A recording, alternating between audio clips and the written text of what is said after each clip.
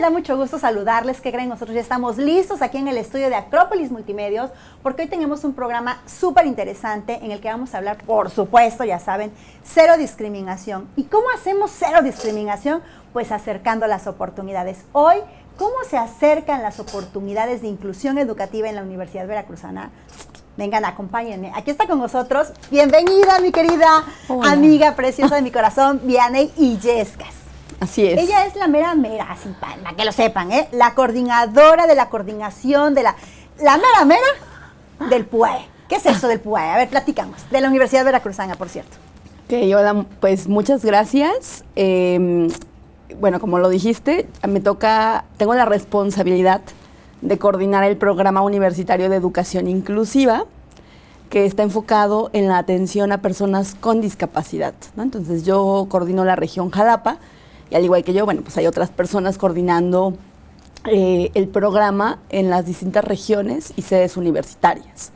La intención, como también lo comentaste, es poder impulsar procesos que nos permitan convertirnos y caminar hacia ser una universidad inclusiva, porque en este momento pues no lo somos, ¿verdad? Están llegando los estudiantes a la universidad y solo se están integrando, pero queremos junto con ellos vivir este proceso para que en algún momento nuestro sueño es que ellos puedan ser incluidos, que podamos juntos visibilizar aquellas barreras, obstáculos que están enfrentando y que es lo que los coloca en una situación de discapacidad. Porque partimos que todos ocupamos un cuerpo diferente, un cuerpo diverso. Ajá. Y entonces ahí hay que poner el foco en aquellos cuerpos en los que se encuentran con entornos discapacitantes. Entonces viven en situación de discapacidad, pero no es que las personas tengan la discapacidad, ¿no? Esto me encanta y hay que puntualizarlo, porque digo, tú y yo nos estamos entendiendo perfecto, pero habrá personas que a lo mejor dicen, estos términos son algo nuevos para nosotros, y estas ya están como que alocadísimas, como que no es la persona, si es la persona, es el entorno. Creo que valdría la pena puntualizar que todas las personas tenemos ciertas características, ¿no? Y yo puedo tener algún déficit intelectual, déficit visual, déficit auditivo, y que la discapacidad surge en relación con esas barreras que se encuentran en el entorno. Por ejemplo, pudiese tener un déficit motor, ¿no? Y tener cierta dificultad para desplazarme, pero si el ambiente me permite, porque hay rampas, porque hay pasamanos, porque está ancho el espacio para poder pasar, porque hay un elevador, entonces subo, bajo y me transito por todos los lugares sin ninguna dificultad. Entonces ahí estaríamos hablando de que es un ambiente propicio para la inclusión y que no hay discapacidad, ¿verdad? Exactamente, justo así como lo dijiste. Y ¿sabes qué también me encantó? Que fuiste bien honesta y dijiste, estamos ya recibiendo a las personas con alguna condición, pero hoy día no podemos asegurar que somos en este momento una universidad inclusiva. Estamos en ese proceso. Y esa honestidad, Vianey, la verdad es que se agradece porque nos damos cuenta de que tienen un interés real por transitar en este proceso y que las personas verdaderamente tengan una respuesta acorde pues a sus necesidades y a la formación que están buscando en la universidad. Sí, pues lo que promovemos es un cambio de cultura, ¿no? O sea, no vivimos en una sociedad que sea accesible, hay muy pocos espacios accesibles, entonces, o sea, a partir del reconocimiento, de la toma de conciencia, a partir de la pregunta me gusta mucho qué menos pasa en relación con los estudiantes que viven con déficit funcional y que entonces se encuentran en situación de discapacidad porque el entorno, porque los espacios universitarios no están siendo accesibles, y que podemos hacer en colaboración y articulación con diferentes entidades y dependencias al interior de la universidad, pero no solo dentro, sino también buscar esos aliados y las vinculaciones fuera, organizaciones de la sociedad civil, universidades a nivel nacional, a nivel internacional. Es muy importante fortalecer y robustecer las redes de apoyo para poder realmente ser capaces de poder responder a las necesidades específicas de todas las personas, de todos los estudiantes y de todas las personas que están al interior de la universidad. Porque no solo pensamos en los estudiantes que pueden vivir con una condición de discapacidad, también en los trabajadores, ¿no? En las personas que formamos parte de la comunidad universitaria, que también podemos estar viviendo en algún momento en alguna situación de discapacidad. Porque, bueno, sabes que en México hay millones de personas que viven con discapacidad y solo el 25% logran entrar y acceder a la educación primaria, ¿no? Y de esos 25%, solo el 1% es capaz o logra llegar a la universidad. Y entonces, si ya ese 1% está logrando llegar a la universidad, lo que nos queda a nosotros, los que formamos parte de la comunidad, es realmente ser esos apoyos para las personas para que no se vayan, para que logren una trayectoria escolar exitosa y que logren egresar, y bueno, luego también como estas redes que podamos impulsar para que se puedan insertar en el mercado laboral, ¿no? Pero es muy importante que desde que se da el proceso de admisión, se busca en generar los ajustes razonables que sean, pues generar las condiciones de accesibilidad para todos los aspirantes que quieren entrar a la universidad. Y el reto es no quedarnos ahí, sino que podamos darle seguimiento a estos aspirantes que logran entrar y podamos generar los ajustes razonables durante toda la trayectoria académica, ¿verdad? Pero para esto, pues sí es muy importante también que los aspirantes, que los estudiantes nos digan que están ahí, ¿no? Claro. Y esto, como te decía, es un cambio cultural, porque muchos de ellos no quieren decir que viven con una condición de discapacidad o con un déficit funcional por el temor a lo mejor a ser discriminados o no quieren ser vistos o están tan acostumbrados a que nadie los ve, ¿no? Que entonces pues tampoco se cuestiona la importancia de ser visibles, no por un diagnóstico, o sea, no queremos, o sea, para nosotros es muy importante contar con un diagnóstico, pero no para colocar la etiqueta de es un estudiante con discapacidad, sino para que a través de ese diagnóstico tengamos la posibilidad, junto con ellos, de generar el programa de ajustes razonables que va a requerir durante toda la trayectoria académica. Entonces, claro, porque la idea también es no solo que estén en los mismos espacios, sino que desarrollen las competencias para que cuando egresen puedan insertarse con éxito en el ámbito laboral, que es un ámbito muy competitivo y en el cual ellos, por supuesto, tienen el derecho de acceder, pero requieren justamente de ese respaldo serio y profesional que en este caso, pues es la universidad. Así es, y o sea, hay como muchas situaciones, ¿no? Cuando tenemos la posibilidad de estar dialogando con los estudiantes, con los académicos, en las conversaciones y diálogos que buscamos generar, o sea, una pregunta es, ¿cómo estamos mirando a una persona con discapacidad? Si acaso la miramos, ¿no? Porque a veces ni siquiera nos damos cuenta que están ahí cerca.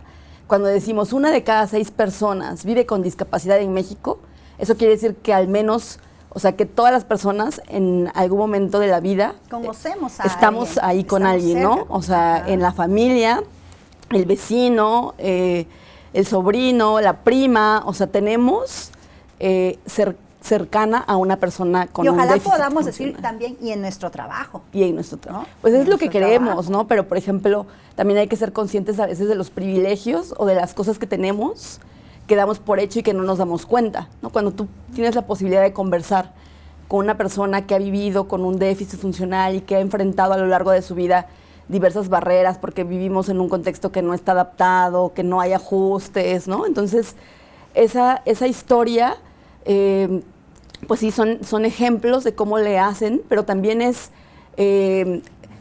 como esta demanda, ¿no? De uno que tiene a lo mejor esos privilegios de yo no voy a, o sea, no pienso en que el sueño quizás sea formar una familia, tener un trabajo, y para las personas con discapacidad o con un déficit funcional, el sueño es eso, ¿no? Tener una pareja, que los puedan contratar laboralmente para que puedan crecer y desarrollarse y poder mejorar su calidad de vida, ¿no? Entonces, hay cosas que cuando tú tienes la posibilidad de comunicarte y de dialogar, te das cuenta que tienes privilegios que no reconoces y que, bueno, que hay que reconocerlos para poder colocarte junto con el otro, acompañarle para que realmente pueda lograr eso que se está proponiendo, ¿no? Claro, y entonces, situaciones que a veces ni siquiera valoran, ¿no? Yo recuerdo que hace muchos años, justo en una de esas vinculaciones con una asociación civil de la Ciudad de México, ellos me comentaban que estaban arrancando su programa de inclusión laboral de chicos con síndrome de Down en estas empresas donde hacen como hamburguesitas y cosas así, ¿no? y que pongan al empleado del mes, ¿no? Y que fue súper bonito ver cómo sus alumnos que estaban incursionando ahí se empezaban a ganar que el primer lugar en el mes, que el primer lugar en el mes, el primer lugar en el mes, y entonces todo el mundo decía, bueno, ¿qué está pasando? Pues, ¿qué está pasando? Que valoran tanto la oportunidad que nunca piden permiso, que nunca faltan, que nunca llegan tarde, que siempre pongan lo mejor de sí mismos, que tienen toda la disposición, ¿no? Entonces creo que, uno, es un gran ejemplo el que nos dan, y dos, también la oportunidad de voltear a ver que todos tenemos la gran posibilidad de aportar en diferentes cosas. Uh-huh. Sobre todo eso, que somos, hacernos conscientes que podemos ser un apoyo, pero también una barrera. Así y entonces que nosotros tengamos esa posibilidad de elegir. ¿Yo qué quiero ser, no? Ajá. Este apoyo o estoy siendo una barrera sin que yo me dé cuenta por mis actitudes, por la manera en que te estoy mirando, por la indiferencia, ¿no? Con la que actúo ante tu necesidad, porque seguimos desde un modelo de integración donde dice que las personas que viven con un déficit, las que tienen el problema son ellas, y entonces tienen que irse a centros de rehabilitación para que allá les den el acceso, ¿no? Que requieren, exacto, para que los curen. Ajá. Entonces es bien importante, o sea, la discapacidad no existe, es una construcción social que resulta de la interacción que tiene una persona con unas características pues diferentes como las que tenemos todos, ¿no? Particulares, y que entra en contacto con un entorno discapacitante, con un entorno que no es accesible. Eso es lo que genera la situación de discapacidad, ¿no? Entonces, pues es muy, muy importante impulsar diálogos. Y la reflexión, Vianey, porque mira, yo creo que también hay una cultura, un contexto que así ha venido, ¿no? Discriminando, y tenemos arraigados muchos mitos que lejos de apoyar una inclusión, generan exclusión y discriminación, ¿no? Estaba leyendo una investigación que, bueno, me encantó porque fue una investigación que hicieron del 2006 al 2019 en Argentina, Colombia y España en relación a las personas con síndrome de Down, qué pasaba con su vida afectiva y sexual. Y entonces, no, pues el resultado está para llorar la situación, ¿no? Es de los aspectos en donde se sienten con mayor frustración, porque no tienen la libertad de vivir sus relaciones afectivas y mucho menos las emocionales y sexuales. O sea, no. Y entonces investigaron por qué. Entre los tantos factores está, por ejemplo, el verlos de manera infantilizante, la sobreprotección, la falta de orientación sexual. Entonces, como pensamos que tú no vas a tener relaciones, entonces, pues no te damos educación sexual, ¿no? La coerción, no se les permite vivir su proyecto de vida. Entonces, dices, son situaciones que están vigentes, ¿no? Y que si no las hablamos, y que si no las concientizamos, y que si no las reflexionamos, y que si no nos cuestionamos, como tú lo decías, sin darnos cuenta, les estamos lastimando, les estamos segregando, les estamos excluyendo, ¿no? Les estamos quitando la posibilidad de vivir su propia vida. Así es, o sea, y al tener la posibilidad de, pues, leer literatura, cuentos, ¿no? Y poder reflexionar si eso que pasaba hace 15, 20 años sigue pasando actualmente, y lamentablemente nos damos cuenta que sí, ¿verdad? Que hay muchos prejuicios que siguen estando vigentes porque no hemos hecho lo suficiente para poder pues tomarte en serio, ¿no? Pues impulsar procesos. Yo cuando tengo la oportunidad de platicar con los estudiantes les digo, ¿para qué nos sirve la educación? ¿Cuál es el propósito de la educación? ¿No? Les digo, yo soy del grupo de personas que la educación nos permite ser mejores personas, independientemente del área que tú eliges, en el que te quieres formar, pero la educación nos tiene que dar eso, elementos para poder ser mejores personas. Y si entonces podemos, pues, ser empáticos, ¿no? Tener una actitud de empatía hacia los otros, nos podemos interesar en lo que necesitan las personas que están junto a nosotros. Y tenemos esa posibilidad de ser solidarios, apoyarnos, trabajar en equipo, pues hay que hacerlo, ¿no? O sea, no...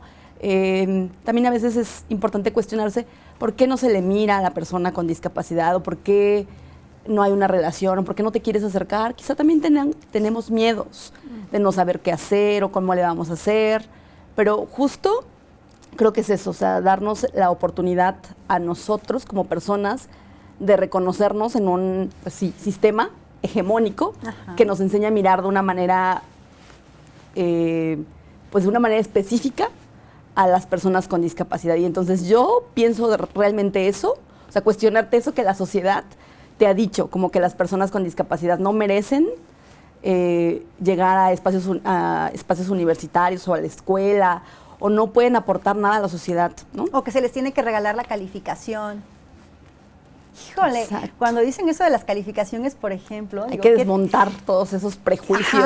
¡Qué terror! ¿No? E ideas ¡Qué terror! capacitistas, ¿no? Que hay en el ambiente. Entonces, justo cuando uno tiene la posibilidad de hablar, pues te vas dando cuenta que todas las personas tenemos, pues, prejuicios, ¿no? O sea, que eso no solo es de las personas con discapacidad. O sea, uno vive en un cuerpo, ¿no? Que a lo mejor, pues, chiquito, muy alto, eres esbelta, eres gordita, y hay prejuicios sobre ese cuerpo que tú tienes, ¿no? Sí, y entonces, cuando uno se hace consciente de eso, pues también, pues muchas veces las personas que viven con un cuerpo que pues toda la vida ha tenido que enfrentar diferentes barreras por vivir en un entorno discapacitante, entonces también eso que te dice de ti, ¿no? O sea, lo que tienen que hacer las personas que viven con un déficit funcional o en condición de discapacidad para que nosotros para convencernos de que son capaces de lograr algo, ¿no? Entonces, desde ahí dices, no, es un reto tremendo. Es eso, sensibilizarnos sobre, o sea, todo lo que nosotros tenemos y que no todas las personas tienen eso, ¿no? Y entonces, ¿cómo le hacemos para poder poner un piso parejo para todos, para que realmente podamos vivir el derecho a la educación todas las personas, ¿no? Para que realmente todas las personas que llegamos a un espacio universitario que nos ha costado por diferentes factores económicos, ¿no? Sociales, etcétera, etcétera, tengamos la oportunidad de permanecer, de disfrutar, de estar y de salir de la universidad. Y pues qué mejor que pensando en cuáles serían aquellos proyectos en los que nos gustaría involucrarnos para poder favorecer esta igualdad de oportunidades para todos, para que realmente la vivamos. Claro. No para que esté ahí como en el discurso, ¿no? Sino para que realmente sea algo con lo que vivamos en el día a día. Y de esas acciones concretas que ustedes están realizando, como por dónde empezaron, qué han hecho, qué llevan y qué sigue. Ay, pues mira, hemos hecho de todo. O sea, hay que hacer de todo, ¿no? O sea, desde poder acercarte a funcionarios, a directivos que tienen pues en su poder la toma de decisiones, que se den cuenta de todo lo que hace falta para poder flexibilizar el entorno y para poder ir quitando esas barreras, poder proponer cursos, talleres, espacios de diálogo, de reflexión, foros, ¿no? En la universidad promovemos un foro a nivel anual, ya es el tercer foro que hemos hecho. El año pasado hicimos el tercer foro internacional de inclusión en la educación superior, donde nos damos cuenta y tenemos la oportunidad de escuchar las voces de integrantes de otras universidades y todo lo que están haciendo, ¿no? Ajá. Y entonces, pues también eso es un reto para nosotros como universidad para saber qué de aquello que está haciendo, por ejemplo, la Universidad de España, también nosotros estamos impulsando, o a ellos se les ha ocurrido hacer eso que nosotros no tenemos y cómo le hacemos para poder tener aquello, ¿no? O que allá también puedan ver los procesos que se están favoreciendo en la universidad y que te inviten y que a ver cómo le haces, ¿no? Entonces, creo que hay que trabajar de arriba para abajo, de abajo para arriba, y lo que queremos es más bien fomentar estas relaciones más horizontales, ¿no? O sea, donde miremos a las personas que viven con la situación de discapacidad, que dialoguemos con ellas, acercar a los funcionarios con los estudiantes que viven con la discapacidad, para que si en algún momento se va a generar accesibilidad de algún espacio, tomen en cuenta las necesidades, ¿no? Porque Claro. si no, muchas veces se hacen ajustes o se intenta mejorar con toda la buena intención la infraestructura que hay, pero hay rampas como resbaladillas, ¿verdad? Que no le funcionan ni a una persona que no es usuaria de silla de ruedas. Entonces, Claro. es muy importante este diálogo con los estudiantes.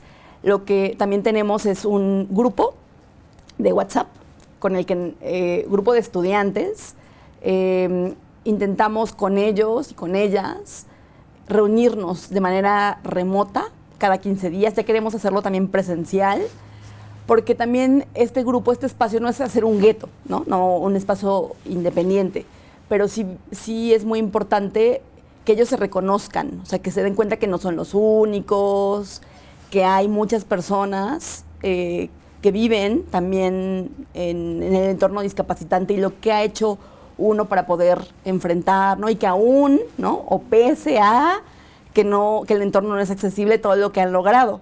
Y entonces, ¿cómo le podemos hacer juntos para que este pese ya no sea así?